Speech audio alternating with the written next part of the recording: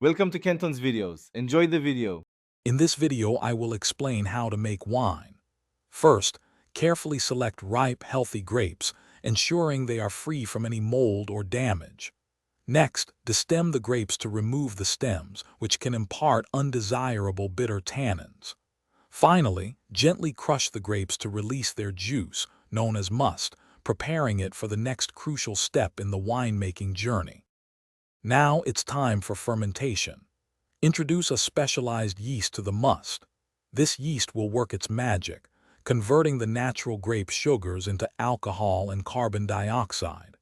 It's vital to maintain a consistent temperature, ideally between 60 and 80 degrees Fahrenheit, to ensure a smooth and complete fermentation process, which typically lasts 1 to 2 weeks. After fermentation, we move to pressing. This step separates the newly formed liquid wine from the grape solids, or pomace.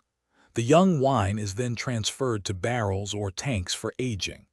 This crucial period, lasting anywhere from several months to several years, allows the wine to develop its complex flavors and aromas, maturing beautifully over time. Finally, it's time for bottling. First, filter the wine to ensure clarity and remove any remaining sediment. Then, carefully bottle the wine, minimizing oxygen exposure to preserve its quality. Store the finished bottles horizontally in a cool, dark place, ideally at 55 degrees Fahrenheit, allowing the wine to rest and further develop its character before you enjoy it. Thanks for watching. Consider subscribing if we helped you.